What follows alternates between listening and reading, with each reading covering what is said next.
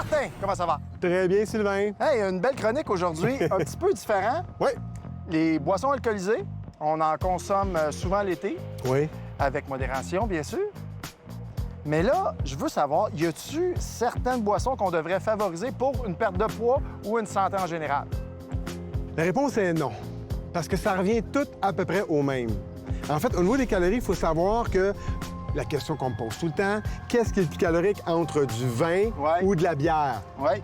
À quantité égale, la bière est moins calorique que le vin. OK. Mais il y a une question de mœurs là-dedans. C'est-à-dire que, mettons que je te compare 5 onces de vin Oui. à 5 onces de bière, la bière est moins calorique. Oui, mais on va boire bien plus de bière que de Et vin. voilà, ce qu'on appelle les mœurs de consommation. Et dans les mœurs de consommation, il y a aussi les accompagnements.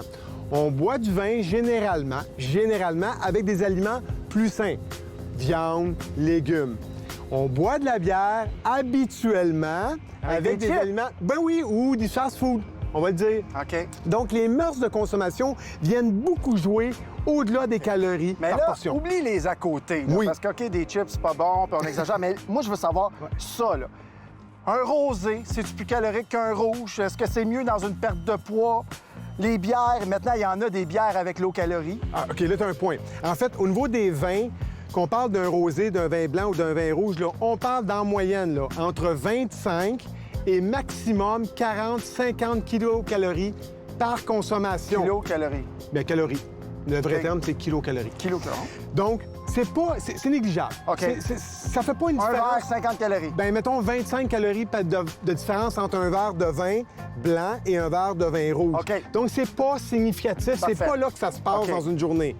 Par contre, les bières, ben là, l'offre est complètement différente. OK. L'offre est beaucoup plus diversifiée. On a des bières, effectivement, sans alcool ou avec alcool réduit, sans Parce sucre. que l'alcool, c'est du sucre.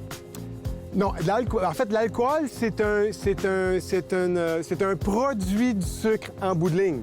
Ben oui, Le cerveau. c'est un produit final de fermentation du sucre en bout de OK. ligne. Fait que c'est ça. Fait que, mais rendu là, l'alcool n'agit plus dans l'organisme comme un sucre. OK, parfait. Le corps va l'utiliser différemment. C'est pour ça que je dis ça à mes clients. La problématique qu'on a dans le vin, par exemple, puis on regarde les fameuses pastilles des fois, puis on regarde des petites étiquettes avec la teneur en sucre, c'est une perte de temps complètement inutile dans notre vie. OK. Pourquoi? Parce que le pire vin va consommer en moyenne 18 grammes de glucides par bouteille. On ramène ça par 6 verres par bouteille. Donc, c'est pas ce sucre-là qu'il faut vérifier. C'est la teneur en alcool quelque part. Parce que l'alcool éthylique de son vrai nom, elles vont intervenir dans le processus de perte de gras, qu'on appelle la néoglucogénèse en bout de ligne. Oui. Elle le stoppe. Donc, le vin, pour la plupart du temps, ne fera pas engraisser ou les autres alcools, mais peut assurément nous empêcher de maigrir. Empêcher de maigrir. Ben oui. Mais en fait, il y a une règle d'or dans tout ça, puis tu connais ma règle d'or, modération. OK. Avec modération, tu fais pratiquement fi de tout ce que je t'ai expliqué. Bon, ben, cheers tout le monde. Merci, Martin. Bien, Sylvain.